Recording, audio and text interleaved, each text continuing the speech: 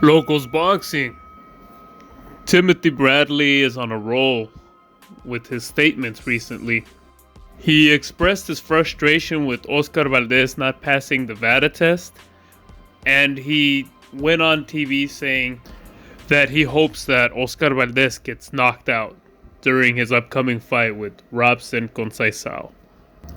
Shortly after that, he did make another statement saying that Terence Crawford and Sean Porter do not belong on pay-per-view because nobody knows them, indicating that he is sure that the pay-per-view will not sell between these two. I find that statement quite interesting because although he has a point that Terence Crawford and Sean Porter are not your usual household names for the casual boxing fan or for the general public that tunes into the big boxing matches, I don't think it's fair to say that they don't deserve a pay-per-view match. After all, that is how you become known, is by getting out of the inner circle of boxing and being exposed to the general public with big pay-per-views. Whether the pay-per-view will be successful or not, that's a whole nother thing. But the pay-per-view will help give exposure to these two. Sometimes the most underrated, unpromoted, forgotten fights are the most entertaining fights. After all, most people didn't know who Timothy Bradley was before he fought Manny Pacquiao.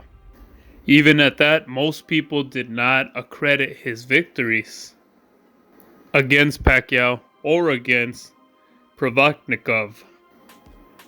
So if we go based on the fact that they don't deserve a pay-per-view because nobody knows them, then using that same logic, Timothy Bradley would not deserve the pay-per-views he was offered or he starred in or featured because nobody knew him at the time.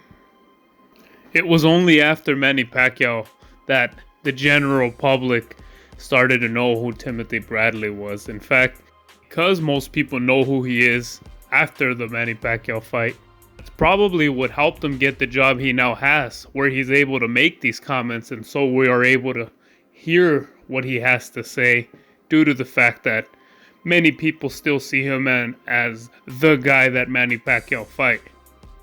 I have no problem with Timothy Bradley.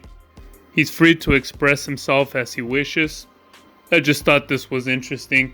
Let me know what y'all think. If you agree with Tim Bradley, if you don't agree with them, don't forget to like and subscribe.